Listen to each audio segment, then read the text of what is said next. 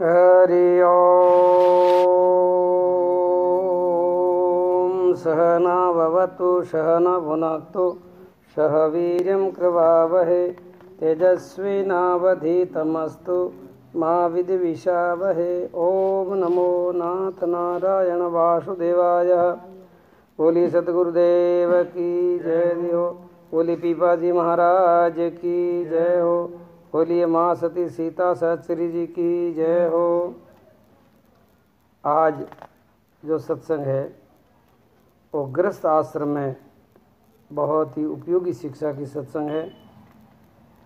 रूपवती जी ने पूछा था, हे माता जी, हे साध्वी जी, हमारे गृहस्थ आश्रम में विशेष कल्याणकारी और बड़ी सुंदर उपयोगी कोई शिक्षा हो हमारे लिए बताएं, ताकि हम भी गृहस्थ में रहते हुए भी हमारा कल्याण कर सकें और हमारे जीवन को सफल बना सकें। ये प्रश्न सुनकर के माता सीता जी ने कहा, देखो, माता पिता को चाहिए सप्ताह में कम से कम एक दिन बच्चों के संग रहिए, दीजिए शुद्ध शिक्षा और विवेक। माता पिता को कम से कम सप्ताह में एक दिन सारे काम काज को छोड़ करके बच्चों के साथ ही रहना चाहिए, ताकि बच्चों का हाव भाव हम समझ सकें। बच्चों का जीवन कोरे कागज़ के समान होता है। आप जो समझाओगे वही बच्चे के जीवन में अंकित हो जाएगा। इसीलिए आपके बच्चों का आप ध्यान नहीं रखोगे तो फिर कौन रखेगा। और बच्चों को स्कूल भेजा, बस झंझट ख़त्म हो गई, ऐसा मत समझो। ये आपकी बहुत बड़ी जिम्मेदारी है।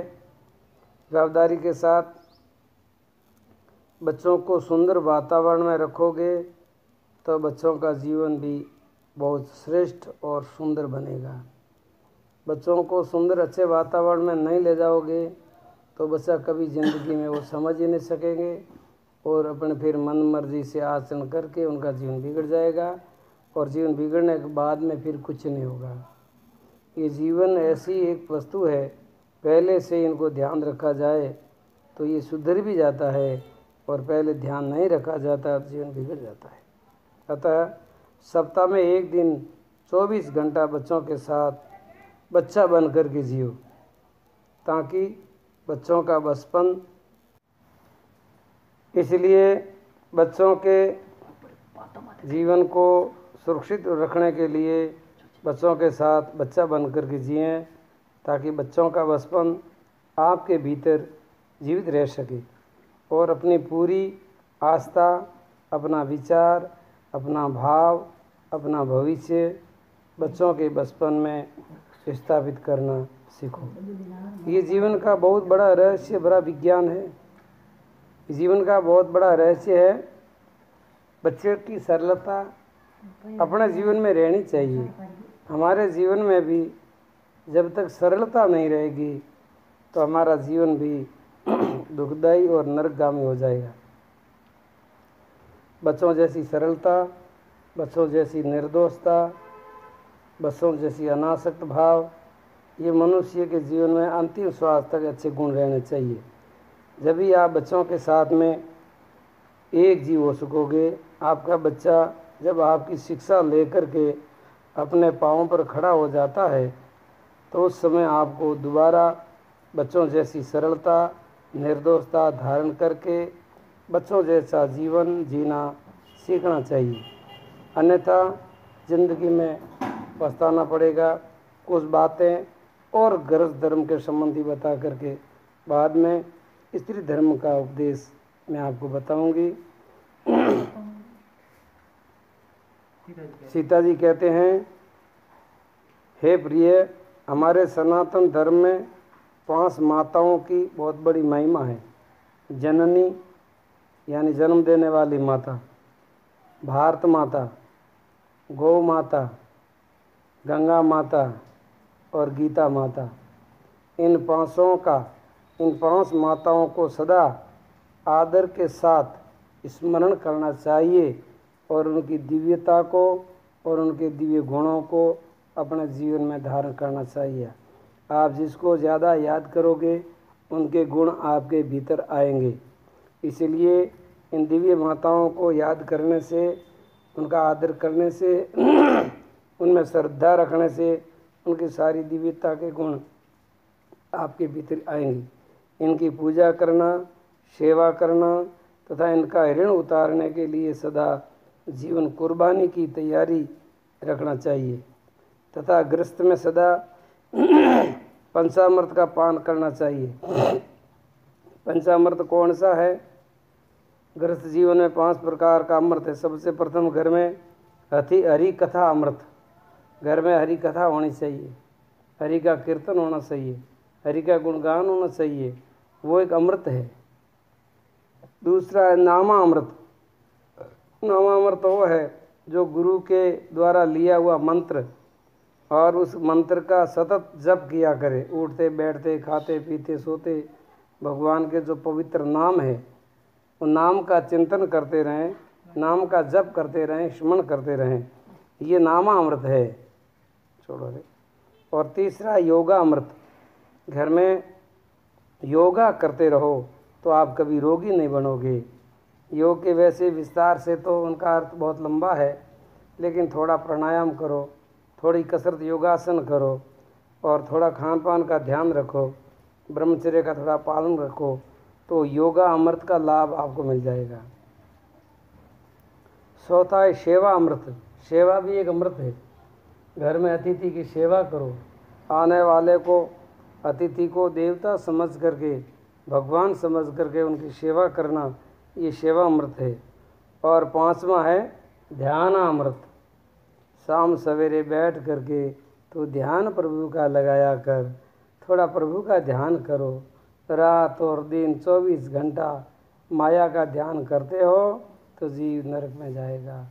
अब ऐसा करो, सुबह शाम, ज़्यादा नहीं तो 15-20 मिनट सुबह और 15-20 मिनट शाम को मनुष्य को ईश्वर का ध्यान करना चाहिए। वो ध्यान एक अमृत है। वो ध्यान करने से उनकी वृत्तियाँ शुद्ध भी होती है और शांत भी होती है। शुद्ध वृत्तियाँ और जब शांत वृत्ति हो जाती है तो उनके जीवन में भी सदा शांति बनी रहती है। ये 5 अमृत है। ये 5 अमृत पीने वाला सदा अमर हो जाता है।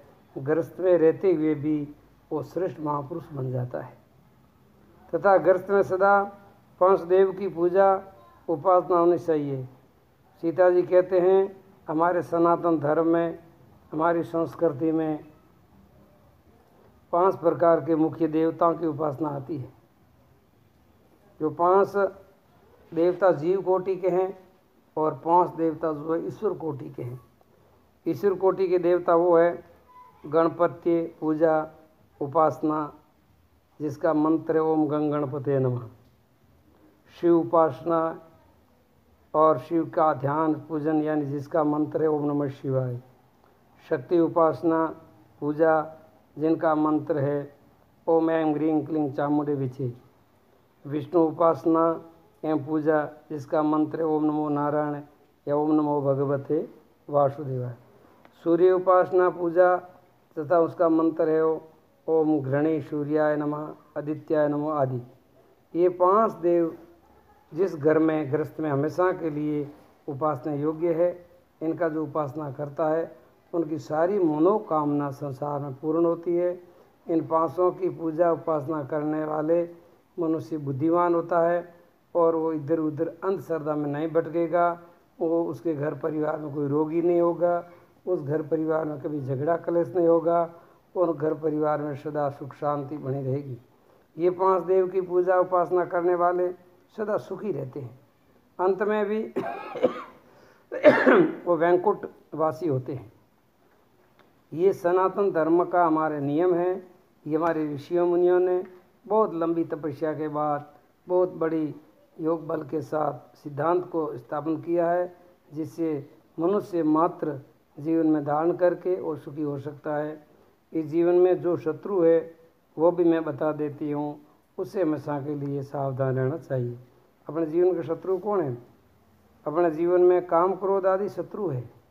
इन शत्रुओं को मारने के लिए हथियार भी चाहिए, वो अपने को शत्रुओं को मारने के लिए हथियार है, उसको सतगुरु महाराज देते हैं। सीता जी आगे लिखते हैं, 500 शस्त्र धार के 5 शत्रु को मार, सोई ग्रस्त धन्य है, यूँ सीता कहे पुकार।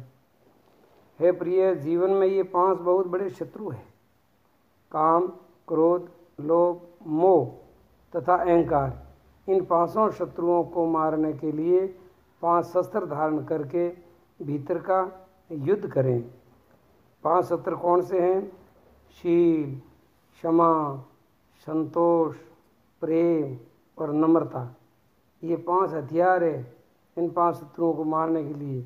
ये 5 ऐसे हथियार है जिसको अपना करके जीवन में सारे शत्रुओं पर विजय प्राप्त की जा सकती है। अतः भीतर ही शत्रु है और भीतर ही मित्र है, मगर पहचानने की ज़रूरत है।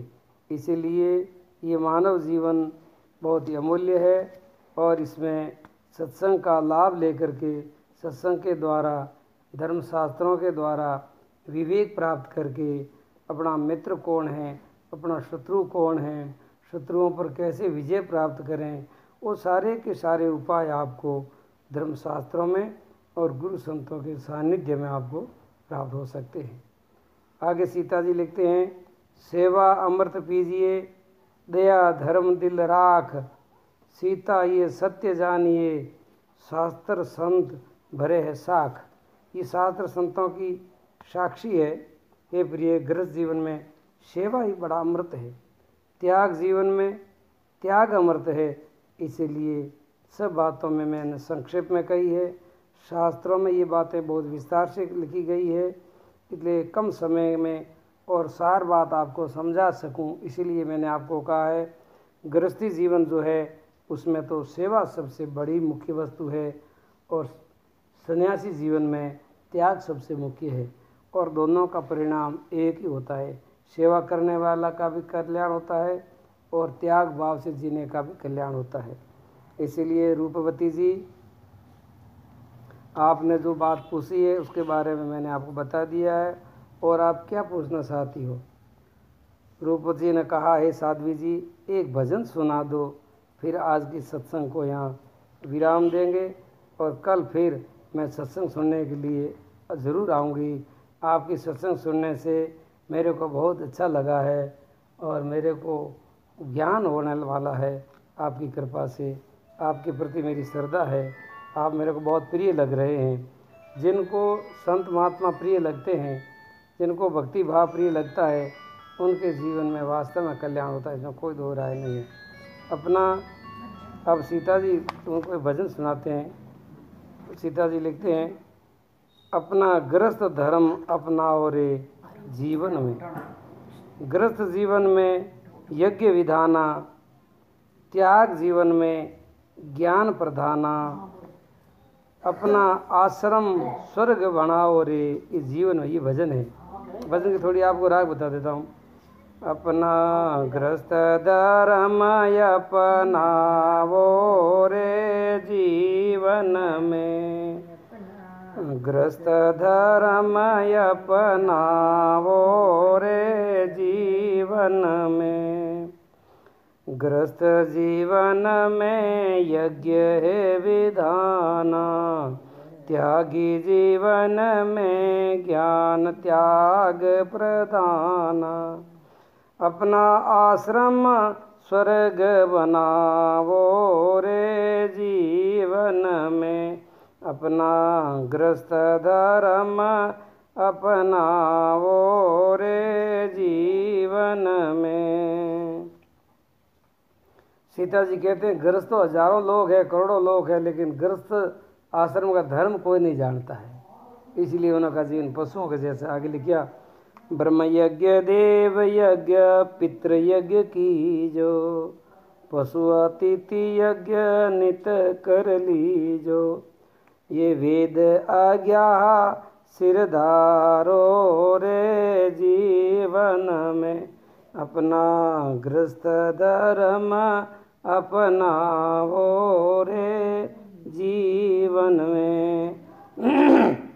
हमारे सनातन धर्म में 5 प्रकार के यज्ञ बताए, ब्रह्म यज्ञ, देव यज्ञ, पितृ यज्ञ पशु यज्ञ अतिथि यज्ञ। ये पहले बात अपने चर्चा हो चुकी है।